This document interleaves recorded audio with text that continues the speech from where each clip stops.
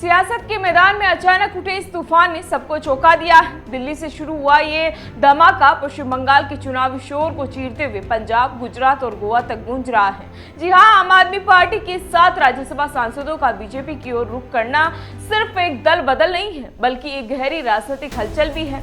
राघव चड्ढा, स्वाति मालीवाल, हरभजन सिंह, संदीप पाठक, अशोक मित्तल, राजेंद्र गुप्ता और विक्रम जैसे नाम अब बीजेपी के साथ खड़े हैं। इससे आपको संख्यात्मक नुकसान तो हुआ ही है, लेकिन असली चोट उसकी राष्ट्रीय राजनीति की धार पर लगी है। पंजाब में उसकी पकड़ कमजोर पड़ सकती है, गुजरात और गोवा में विस्तार की रफ्तार थम सकती है और दिल्ली में कभी कांग्रेस को हाशिए पर धकेलने वाली पार्टी अब खुद हाशिए से बचने का प्रयास करती भी नजर आ सकती है।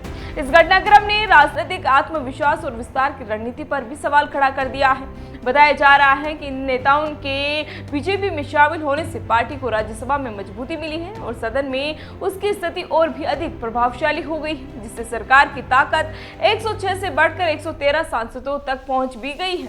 पंजाब में उसे नई ताकत मिली और पश्चिम भारत में आपके उभार पर ब्रेक लगा है। वहीं आपके भीतर इस टूट ने असुरक्षा की भावना को जन्म दिया है। भगवत मान ने तंज कसते हुए इन 7 सांसदों की तुलना 7 मसालों से की है जो अकेले किसी काम के नहीं होते। उन्होंने कहा कि अदरक, लहसुन, जीरा, मेथी पाउडर, लाल मिर्च, काली मिर्च और धनिया सब्जी को स्वादिष्ट बना सकते हैं, लेकिन सब्जी नहीं बन सकती है। यह तंज साफ करता है कि आप इस टूट को सिर्फ संख्या का नुकसान नहीं बल्कि विश्वासघात भी मान रही हैं।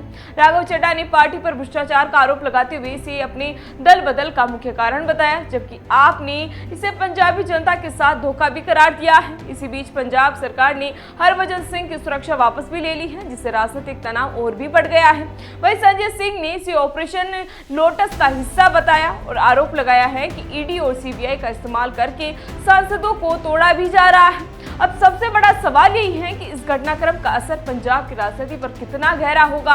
आपकी ताकत राज्यसभा में कमजोर हो गई है और बीजेपी को संख्यात्मक मजबूती के साथ साथ पंजाब में नई जमीन तलाशने का मौका भी मिल गया है। यह बदलाव सिर्फ दिल्ली या पंजाब तक सीमित नहीं है, बल्कि राष्ट्रीय राजनीति में भी हलचल पैदा कर रहा है। आप जो कभी तेजी से राष्ट्रीय स्तर पर फैल रही थी, अब अपने ही घर की दीवारों को बचाने में लग गई है। बीजेपी ने एक ही चाल में राज्यसभा की मजबूती, पंजाब में बेट और पश्चिमी भारत में आपके विस्तार पर रोक लगाने का काम कर लिया है।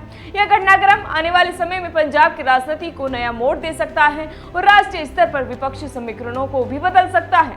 सस्पेंस यही है कि क्या यह टूट आपको लंबे समय तक कमजोर करेगी या फिर से संभल कर अपनी खोई हुई ताकत वापस पा सकेगी। फिलहाल इसी तरह की राजनीतिक अपडेट के लिए बने रहिए हमारे साथ और देखते रहिए द इंडिया मूव्स। नमस्कार।